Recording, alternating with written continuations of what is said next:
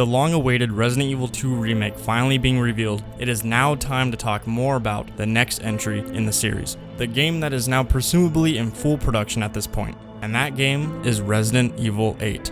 The anticipation for this game is much greater than previous titles. With its predecessor Resident Evil 7 being a reboot for the series, there's plenty of great opportunities for Capcom to capitalize on. With any game series being rebooted, the first one is never perfect. Developing a new engine along with creating a new game simultaneously is no easy task. With Resident Evil 8, the development will probably be much easier. Assuming it will carry over a good amount of assets from 7, this will allow the developers to focus more on the game itself as well as save a lot of time. So in this video, I want to present different ways for Capcom to reformulate survival horror in a way that changes the gameplay in very unique ways. Ways that I believe will keep the player much more immersed and intrigued, but will also keep the main formula to Resident Evil intact.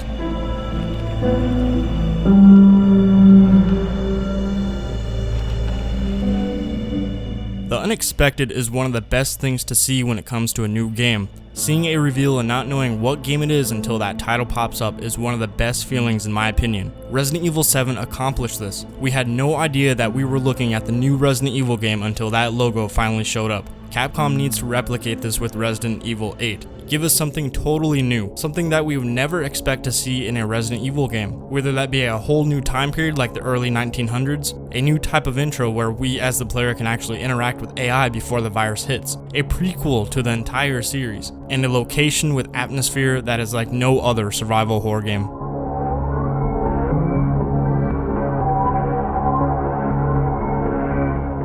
Atmosphere is the key ingredient to any survival horror. Without it, you really don't have much of an experience. Resident Evil 7's early game atmosphere was very well done and quite frankly became the most memorable moment in the game for me. Unfortunately, as the game progressed, the dreadful and unsettling feeling the game was trying to convey dissipated and it slowly turned into more of an action sequence. There are three major aspects that can make a great survival horror atmosphere work: the feeling of being trapped, the presence of mystery, and the thought of not being able to win. Without those, the atmosphere will lose its power over the player and the immersion will be lost.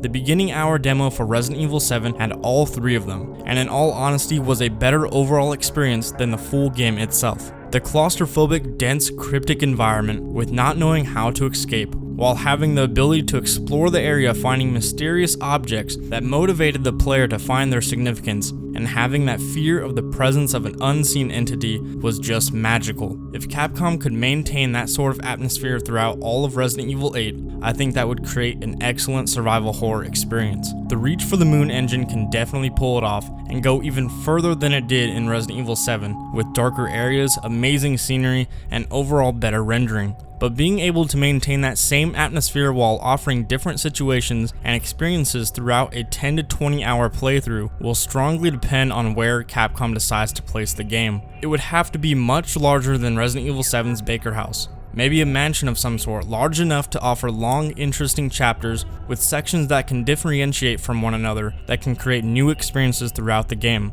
A location that is very enclosed like the Baker House, but of a larger scale with very minimal outside areas, if any. A location that has the ability to make the player feel trapped and lost, but is also cryptic, dense with exploration, and of course horrifying. But the thing is, even if Resident Evil 8 included all of the above, it would still be missing one major thing.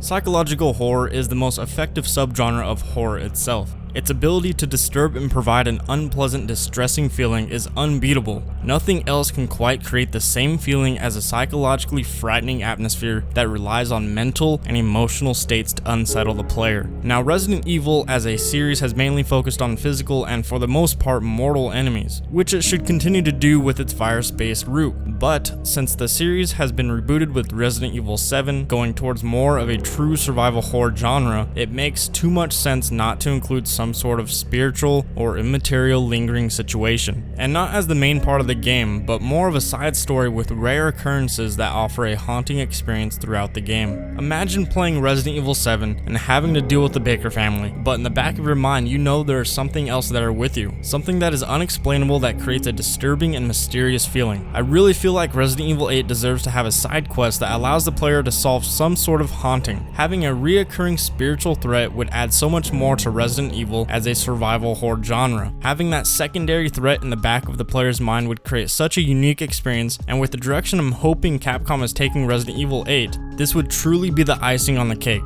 But as with any survival horror game, none of this will work unless you have a realistic setting.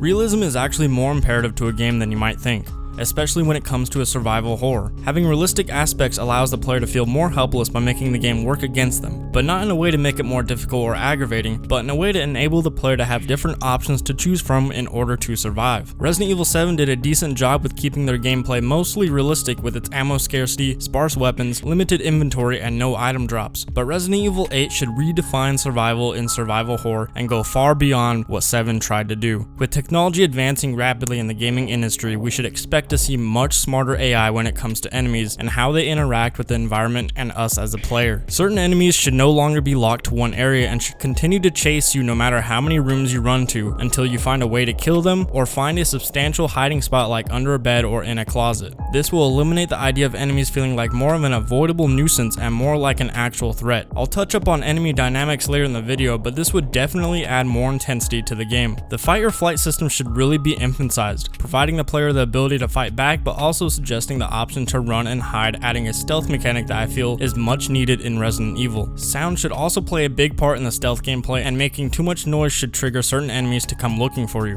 Ammo for guns should be much more scarce this time around. In Resident Evil 7, I felt like I always had enough ammo to kill any enemy I ran into, or even the fact that I was able to avoid enemies to save ammo helped a lot. This should no longer be the case, and having ammo for your weapons should be a privilege and no longer a regular thing. There needs to be other options than just relying on your guns to survive. The environment should be very interactive, and melee weapons like broomsticks, pipes, knives, or whatever you can find should be able to be picked up and used to fight off an enemy if needed in certain situations. Melee combat would be such a satisfying mechanic in a Resident Evil game, especially in first person, which I believe Resident Evil 8 should and more than likely will use for its camera system. But going back to the interactive environment, most doors and windows should be able to be barricaded, and common objects like furniture and bookshelves should be able to be pushed and move freely in whatever direction the player needs them to go, whether that be in front of a door to stop an enemy or move to see if there's anything behind them for puzzle solving. Vases, glass, or other small objects found around the area should be able to be thrown at enemies doing very little damage, but just enough to stagger them. These kinds of little additions can add so much more to a larger whole. Having an interactive environment would add that touch of realism Resident Evil needs. And lastly, organic player progression should be introduced in Resident Evil 8. Based on the player's aim, stealth, and overall performance with each chapter, the player should feel less clumsy, aim more sufficiently, and move quicker. These performance upgrades should be felt organically without the game telling you, making it feel like your character is actually adapting to the situation. Realism is a very broad topic, but those are just some ideas that Capcom could definitely add to Resident Evil 8 to make the game even more captivating. But realism isn't the only thing Resident Evil 8 needs in order to raise the bar for survival horror. It needs something that will truly set it apart from any other game like it.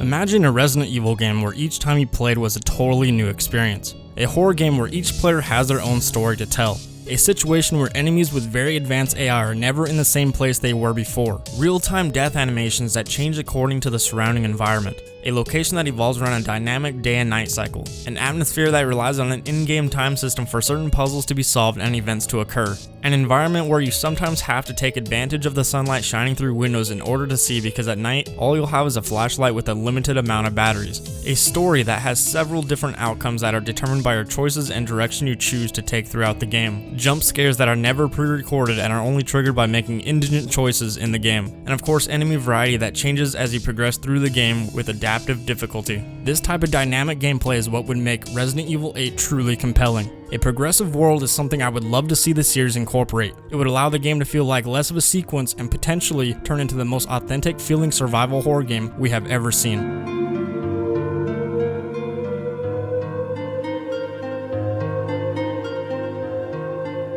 If there was one thing that Capcom absolutely had to give Resident Evil 8, it would be more Resident Evil.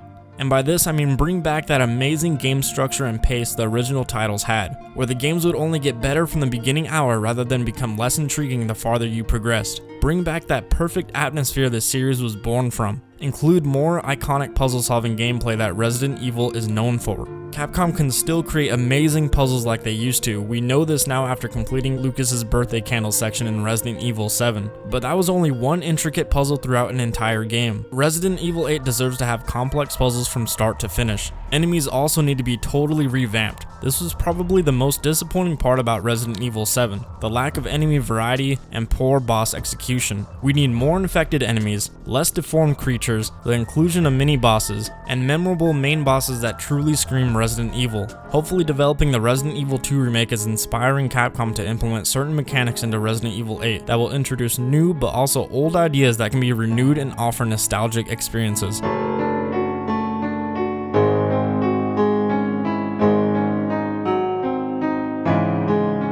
A proper and sensible portrayal of a person having to deal with a difficult situation would add so much more immersion to Resident Evil 8. The beginning story of 7 felt very cliche and overall was just not very authentic. And I know Resident Evil isn't really known for being necessarily feasible with its stories, but with Capcom rebooting the series and going more towards true survival horror, I feel like they are obligated to come up with more of a plausible situation that is much more persuasive to the player. One thing I did love about 7 though was how it introduced us to a whole new story and all new characters. It gave the series that breath of fresh air it desperately needed, and I feel like Resident Evil 8 deserves that same originality. Another whole new branch to the storyline with new faces to go along with it. Give us an intriguing and mysterious story with strong character background. Let us really know who we are playing as and let our character develop over time. We don't need to be an automatic survival master. Make us vulnerable and for the most part average so that overcoming the situation will feel more accomplishing and somewhat difficult. No more getting limbs cut off and just putting them back on like it's nothing. And I'm really hoping for some better voice acting and script writing to make the story feel even more authentic.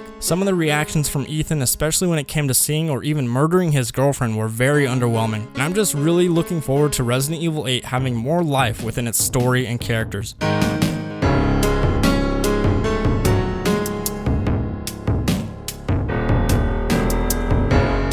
To be even more daring, Capcom should place the game in the early 1900s. No other time period would be more fitting for the franchise. Not only were the 1900s just eerie to begin with, but the lack of technology and specific practice would shine so well for the series. No cell phones, no computers, limited transportation, detective work, and sparse weapons. It would add so much more to the atmosphere and just work so well with survival horror. Having the next title take place in a small, controlled early 1900s town with a few large buildings to explore would be great, and a detective from this time period would be such an ideal protagonist for a game like Resident Evil. Although this whole idea would change the origins of the virus, forcing it to become the prequel to the franchise, keep in mind that's the magic of fictional stories, their ability to adjust to different conditions and constantly be dynamic.